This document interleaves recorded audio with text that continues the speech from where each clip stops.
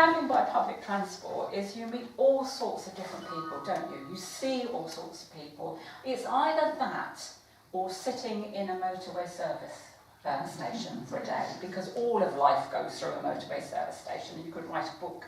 So not only do you get ideas, but you also meet a lot of different people. You could get character sketches.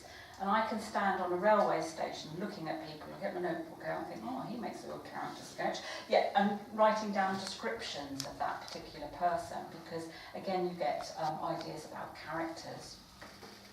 So conversations, news stories, magazines, but I would say that my greatest inspiration comes from locations.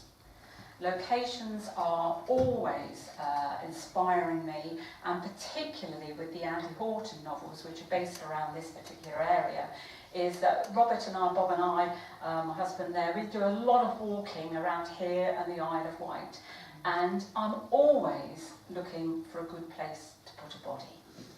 There's always somewhere to put a body. And once I get that idea, that location, that begins to spark other ideas for me. Are you all right over there? You can still hear me over here? Yeah. So I start with a location, quite often a body or a theme or a missing person. And then what I do is I put that in a circle. And I work in spidergrams or mind maps. Some of you are familiar with the terms. And I put that in a circle, and then I begin to throw out a number of questions regarding that particular location or that particular body or that idea.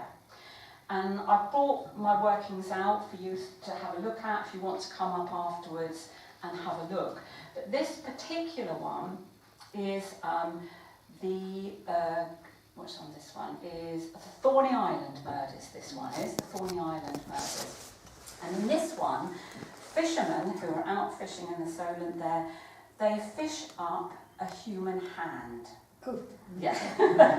Now this human hand is in a sort of, not a Tupperware box, but you know those boxes that ice cream comes in, the sort of plastic boxes. So this human hand is in a plastic box.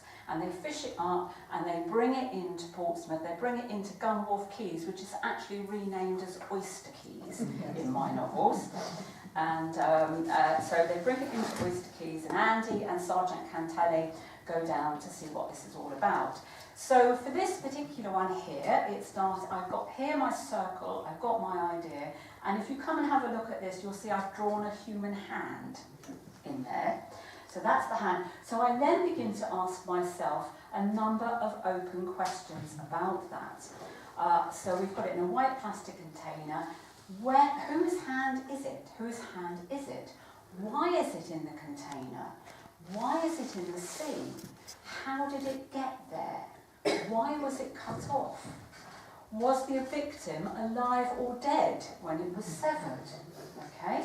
Who severed it? Who dumped it? So you can see from around there you get all the open questions, the who, what, where, why, how, when. And all of those questions need to be answered in that plot. And that's what begins, when I begin to answer those questions, that will begin to flesh out the plot. So